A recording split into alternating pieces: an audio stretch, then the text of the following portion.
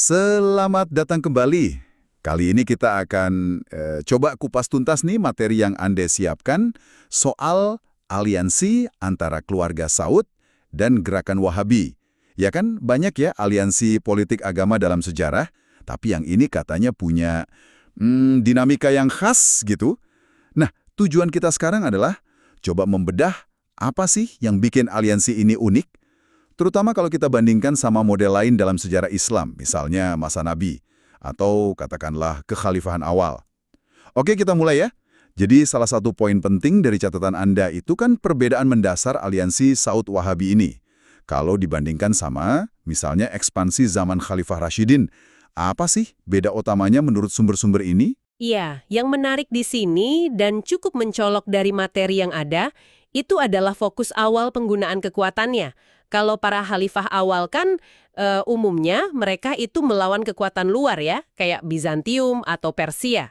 Sambil ini penting juga ditekankan di catatan Anda, mereka pegang prinsip la ikroha fiddin. Ah, iya, tidak ada paksaan dalam agama untuk non-muslim ya. Betul.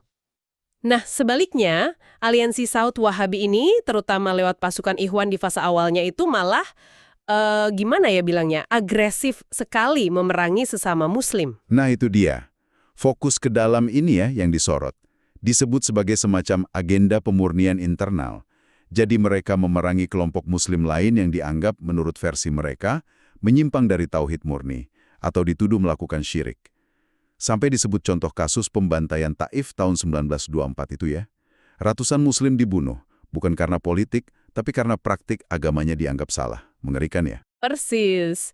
Dan ini kontrasnya jadi tajam banget kalau kita sandingkan sama figur seperti Nabi Ibrahim. Beliau kan sering jadi ikon monoteisme. Nah, materi Anda ini menyoroti gimana perjuangan Ibrahim melawan syirik itu sifatnya lebih ke ideologis, simbolis. Beliau kan berdebat pakai logika, terus menghancurkan berhala sebagai simbol protes. Ujungnya ya hijrah, pindah, waktu diancam. Nggak ada catatan beliau pakai kekerasan fisik buat bunuh penyembah berhala. Jadi yang dilawan itu gagasannya, bukan orangnya secara fisik. Nah, ini nyambung ke keunikan kedua yang digarisbawahi ya, soal tujuan spesifik aliansi Saud Wahabi ini. Bukan cuma soal kuasa politik atau wilayah gitu aja, tapi ada tujuan eksplisit buat mengubah paksa praktek keagamaan masyarakat muslim yang ditaklukkan. Praktek-praktek yang populer, mungkin sudah lama ada, kayak ziarah kubur atau perayaan tertentu, itu diberantas paksa. Apakah ada petunjuk soal motivasinya? Kok sampai segitunya? Nah, ini pertanyaan bagus yang muncul dari perbandingan dalam materi ini. Ada perbandingan dengan aliansi Nabi Yusuf sama Raja Mesir waktu itu. Di situ kan Nabi Yusuf pakai posisinya buat kemaslahatan umat secara luas ya, menyelamatkan orang dari kelaparan. Universal sifatnya. Nggak ada agenda tersembunyi buat maksa orang ikut agamanya atau buat kekuasaan pribadi. Murni pelayanan publik lah bisa dibilang. Oh, jadi kontrasnya di situ ya? Iya, jadi kalau aliansi Yusuf itu contoh gimana pengaruh agama bisa dipakai buat kebaikan publik yang luas, sumber Anda ini nunjukin kalau aliansi Saud Wahabi itu setidaknya di fase awal lebih memprioritaskan penegakan doktrin spesifik mereka. Itu jadi tujuan utama penggunaan kekuasaan, bahkan kalau harus keras terhadap sesama muslim. Oke.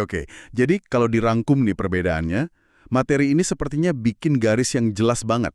Di satu sisi, ada kekhalifahan awal. Tujuannya lebih ke menghilangkan tirani penguasa luar, melindungi non-muslim sebagai dhimmi, dan ya menjamin kebebasan beragama lah buat wilayah baru. Betul. Sementara di sisi lain ada pendekatan Ikhwan dalam aliansi Saud Wahabi di fase militannya. Mereka pakai kekerasan bukan cuma buat politik, tapi spesifik untuk memaksakan satu interpretasi agama yang mereka anggap paling benar. Tujuannya memurnikan keyakinan umat Islam dari dalam. Seringkali ya pakai kekerasan ke sesama muslim yang dianggap beda. Jadi perbedaan targetnya jelas ya, eksternal lawan internal. Dan juga tujuannya. Pembebasan dari tirani lawan pemaksaan doktrin. Ini inti argumennya. Jadi kalau kita lihat lagi semua ini, jelas ya aliansi Saud Wahabi, apalagi di awal-awal yang militan itu, jadi studi kasus yang spesifik banget. Kekuatan dipakai bukan cuma buat wilayah, tapi alat transformasi agama yang radikal. Dan uniknya, sasarannya ya komunitas muslim sendiri. Iya, ini meninggalkan gambaran yang cukup kompleks ya. Mungkin satu pemikiran terakhir nih buat Anda renungkan nanti. Dengan kita paham kontras sejarah yang barusan kita bahas ini, perpaduan unik antara ambisi politik dan puritanisme agama yang fokusnya pemurnian internal kira-kira, wawasan ini bisa bantu kita nggak ya buat membaca atau menganalisis gerakan atau aliansi serupa yang mungkin muncul di zaman sekarang ini, dimanapun?